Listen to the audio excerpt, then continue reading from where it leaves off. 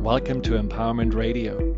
My name is Dr. Friedemann, and I'm so glad that you decided to join me. Empowerment Radio is about giving you the insights, tools, and solutions to address some of the most challenging aspects of our daily lives.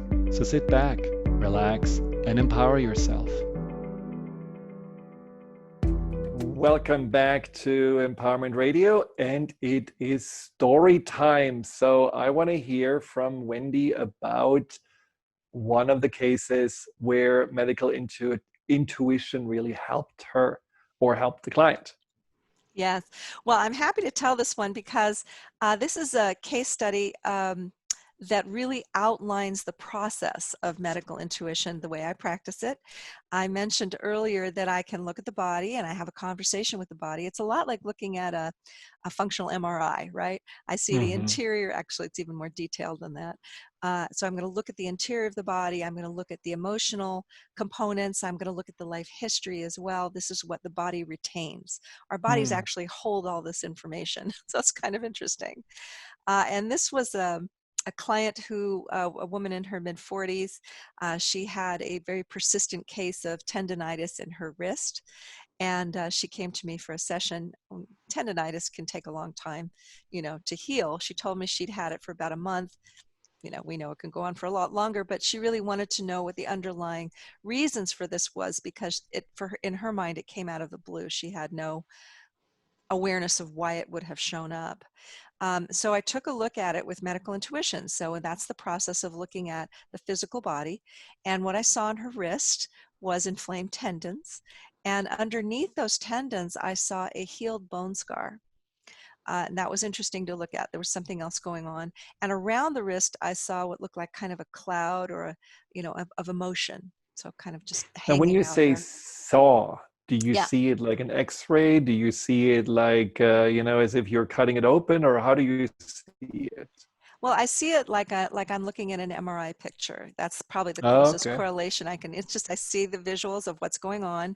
It's very clear and very specific, and that's part of the process that I learn, that I teach, is how to view the internal workings of the body, all those systems. So I look at it that way, but I'm also looking at not just the physical component, but also the emotional component, the mental component, all the rest of these components. So again, I saw this, along with the physical, I saw this emotional grief that was kind of right there, stuck in that wrist. And the other way I see is that life history. So I asked the body to show me what is going on there. What from this client's life history you want me to look at? And it showed me an image from her 20s. And it's a lot like watching a movie of someone's life. And what I saw was an image of her playing tennis with her boyfriend, and she swung her racket and she tripped and fell and broke that wrist. And that was what that bone scar came from, that old fracture. And she And didn't tell you anything about that. no. And clients generally don't. I don't need to have an intake. I don't need to know life history. And that wouldn't have been an incident that would have made sense to her anyway. So the next thing I looked at, the wrist wanted me to see, was her being taken to the ER with her boyfriend, having her wrist dealt with, taped up, and her boyfriend broke up with her right there in the ER. Makes So total sense. She couldn't that's play what, tennis anymore. Come there you on. go. I know. Come on. Well, that's what Oh my happened for God. her. And so here's Poor what the thing. wrist, I know. And here's what the wrist was saying. It was saying not only was the pain of the physical fracture caught and sort of held in that wrist, but also the emotional pain of the breakup was also caught in that wrist, and it wasn't budging. Right. And when I told her this, she had one of those wonderful aha moments. And she said, I'm going through a breakup right now. And I said, well, tell me about it. And she said she was breaking up with her partner of 10 years. And that had happened, the breakup had happened a month prior, just before the tendinitis flared up. So that was the trigger for it, was this unresolved past trauma in this spot, and having to do with a breakup and an emotional trauma. And this current breakup in the present flared up a tendinitis issue, which is interesting. That's what the wrists had to say about it. Now, what I find fascinating about this particular case is that there was more in that wrist that wanted to the wrist had more to say. And what it showed me was another image of her, about 5 years old or so, in a dark closet. I could see clothes behind her, not a lot of light. And she was in fear and holding that arm up, same wrist, for protection. And a cane was striking her right here at that very same spot. And at that moment, my client, not clients may or may not have a memory of this, but she did. And she said, well, my mother was mentally ill and she used to beat me with her cane and lock me in a closet. And that's what her wrist was showing me, was this early life trauma that was in the same spot on her body and had this lifetime of grief and pain and emotion caught in there along with physical trauma. So this is not unusual for bodies to store things along these lines. And if any of your listeners are body workers, they work with, massage or deep body work, they know that sometimes, someone will just burst out crying on their table for no reason. It's because our bodies store these emotional and physical states. So at that time in the session, to wrap that up, my job is to ask the whole body systems, what does it need? What's going on? How do we shift this? And her wrist basically said, her body said, well, there's some gut issue because she's under a lot of stress. There's some sleep issue. She's not sleeping very well. But all of this has to do with an emotional perspective, that she's holding on to these emotions in her present from her past, and this is what needs to process.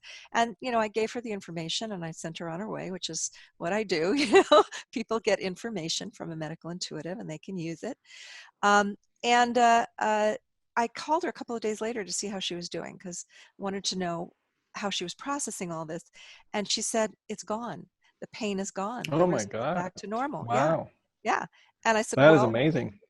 it is. It's one of those things that in medicine they call spontaneous remission, right? Or they say that was actually the wrong diagnosis. We must have just been Idiopathic. wrong. We must have been wrong. It wasn't that at all, right? Well, but here's the thing. She understood. She had made that connection. Her body had the connection for her. She understood it.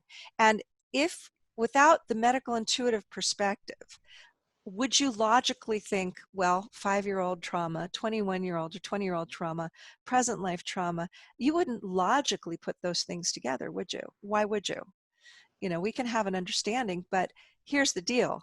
Our bodies put that together. They always do. They have that knowledge, they have that awareness, and they will make that connection even if logically our left brain mind or our logical mind won't do it. So tapping into our own physical body discussion is really important when it comes to healing. We need to know, right? Yes, absolutely. But one thing I want to caution people that are listening, don't be impatient with your body. This is Yes. not necessarily how it always happens. Correct. Oh, I have my aha moment and boom, tomorrow I should feel great. No, I don't feel great. What's wrong with that? So Yes. the body Yes. needs a little time, right? This is I'm so not glad you usual. said that. Yeah. Her story and her case, that she had this spontaneous remission because she was able to start processing the emotions of her current breakup. And that was her takeaway. Out of all of this, she said, I feel more able to process all of these emotions. And because of that, the wrist started to release its whatever it was holding on to. That is not always the case. You're absolutely right. And we need to process however it needs to process. But one of my favorite quotes of all time is Dr. Dean Ornish. And he said, awareness is the first step in healing. I believe that completely. So we want to bring these things to our mind, our awareness, so that we can start to process in a way that helps us physically, emotionally, mentally, spiritually. Now, what you describe about, seeing the life history of this client, that's not necessarily what everyone could be able to do, right? I mean, it's almost like you have a psychic awareness in that moment. And is it sometimes the case that maybe your students or maybe yourself, that you're hearing your body tell a story that then the client says, well, never happened, but it sounds, metaphorically right? Yes, so I would like to share with you some of the We have only research. 2 minutes left. Okay, I'll share with you some of the research that we've done on this score, because there isn't a lot of research. There's a lot of research out there on intuition in healthcare, but there's not a lot of specific research on medical intuition. So last year I put together a pilot study, and in that pilot study with my graduates of my program, and we found 94% accuracy for the medical intuitives. And these are blinded sessions. There was no intake. It was done as blinded as we could, you know. Um, we did not know what the people came in with at all, or any of their life history. So what we found was the medical intuitives had a 94% success rate, or accuracy rate, I should say, in locating the primary physical imbalance or issue of the subject. We were very happy with that result.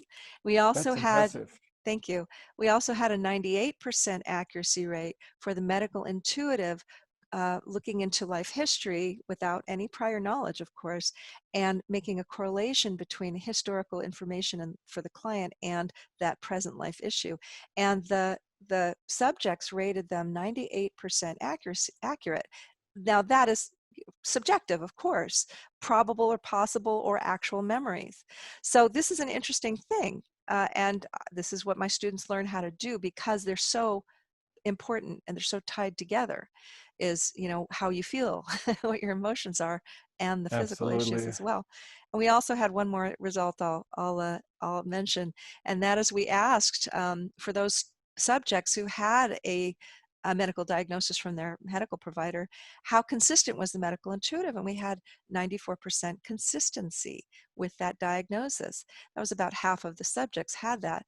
So I took all this information to my colleague, Dr. Paul Mills at University of California, San Diego School of Medicine. And I asked him, what do you think?